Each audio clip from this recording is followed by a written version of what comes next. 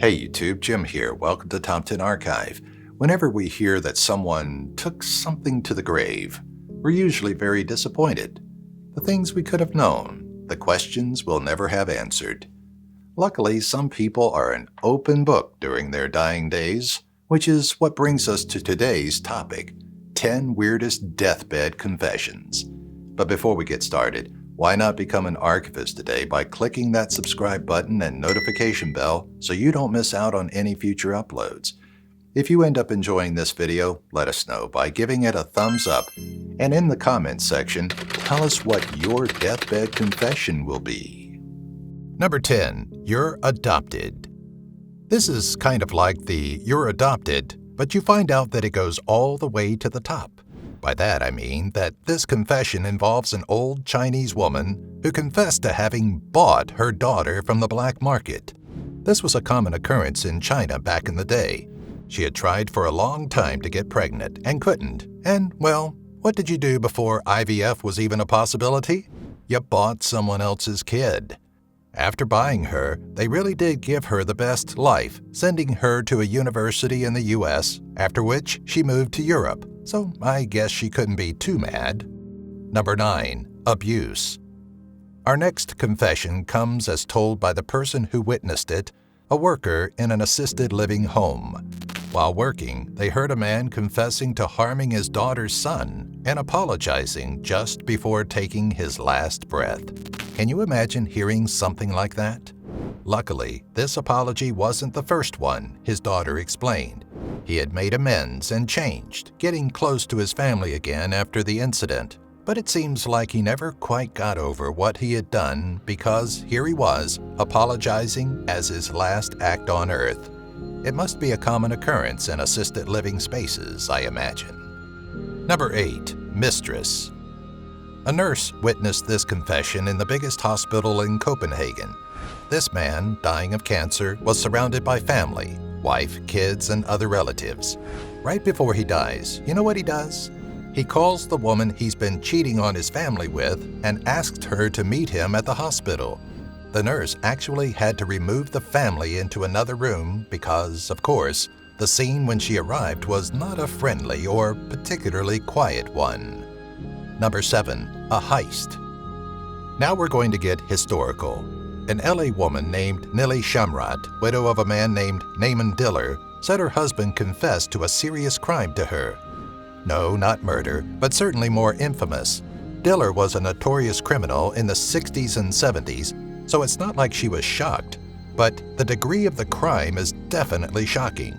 See, back in 1983, he had stolen 106 clocks worth millions from a museum in Jerusalem. One of them was actually a pocket watch made for Marie Antoinette, valued at $30 million. For decades, the culprit was anonymous until a watchmaker in Tel Aviv gave authorities an important clue. He had paid about $40,000 to a man in exchange for 40 items, including the pocket watch. The lawyer that negotiated the sale was interrogated, and eventually they found themselves at the door of Nellie Shamrat, who still held a large part of the collection and had been advised by her late husband to sell it. Number 6. Hey neighbor. Imagine if your neighbor called you over just to confess something that's been on her chest before she dies. That's what happened to someone in Delaware. Their neighbor, Alice Mock, called them in to explain a story that happened in the 1970s where she had invited a man over to her apartment. He came over and they drank and he passed out, which is when Mock stole money from him. On top of that, she knew if her landlord found her, as a white woman, after a long night with an African-American man, she could get kicked out. So what did she do? She called the cops and accused him of raping and robbing her. Facing trial, which could lead to a 45-year sentence or pleading out for 15 years, he chose the latter and did time even though he was totally innocent. Mock died a few days after making the confession, and the neighbor went to the police with the information. Camille would end up being released from prison, but not after serving 12 years of his life there. Kind of a happy ending, right? Number 5. Just another nursing home confession. You know, I think I'll make that the title of my debut album. This confession came from a nursing home patient that needed to get something off her chest. It wasn't actually her confession, though. I'd say it was more like old trauma. Her father had been driving drunk when she was young and hit a little girl. He unloaded the entire confession to her in detail. He and his friends had hidden the body under the porch steps, and now there she was, living with the guilt of someone else's murder. Can you imagine? Now that nursing home worker must lay in bed at night wide-eyed, unsure of what to do with that information. And now you will too. Number 4. War confessions. Are hard confessions softened by the blanket of war? Maybe not. A man told the internet about his grandfather's World War II confession that may have been better left untold. What do you do with a new image of your sweet grandfather after he tells you the worst thing you've ever imagined him doing? After D-Day, sweet old Grandpa was part of a 12-man squad fighting in France. The squad was torn apart by a surprise ambush that left only 2 Americans alive. As the last 2 men standing, he and his partner took out the last 3 Germans of the opposing unit execution style. He finished the war with a deep hate for Germans and confessed to even more aggressive acts we can't repeat here. Number 3. Theft. After war violence, this may seem tame, but make no mistake, this is a hard crime. Hal Huberman, a famous violinist from the early 1900s, was playing at Carnegie Hall in 1936 and decided to switch violins in the first half. He had a new Guarnerius violin he was wanting to try out. After intermission, however, the one he'd stopped playing, a valuable Stradivarius, was stolen from his dressing room by a New York musician named Julian Altman. For years, Altman performed in D.C. in the National Symphony Orchestra and even played for presidents. He went way beyond theft, though, and while serving time for child molestation, he confessed to his wife that his violin was stolen. She found the violin in their home along with newspaper clippings about it.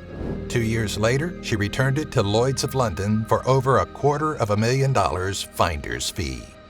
Number 2. Faux ethnicity. Listen, if you need to fake an ethnicity to have something interesting to tell people, you might be the most boring and the least creative person anyone has ever met. Some woman's great-grandma seems to be that person.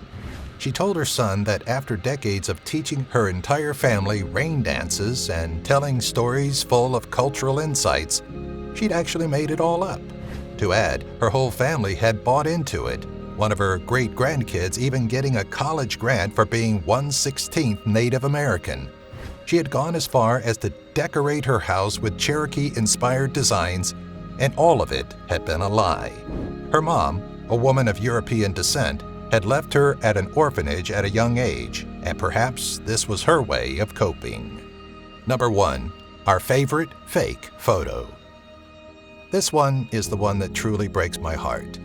In the early 1930s, a time for a lot of these crimes, it seems, a man named Robert Kenneth Wilson offered a photo to the Daily Mail. He was a doctor, so a reputable man worthy of being believed, and he even refused to attach his name to the photo, not wanting any credit. The photo became known as the surgeon's photo and featured what we now know and dream about as the Loch Ness Monster. Later in 1994, the lie came out of the shadows. The son of the mastermind, Christian Sperling, came out with the full truth, even explaining that a submarine had been used to start a model that could fool the public. Thanks for watching.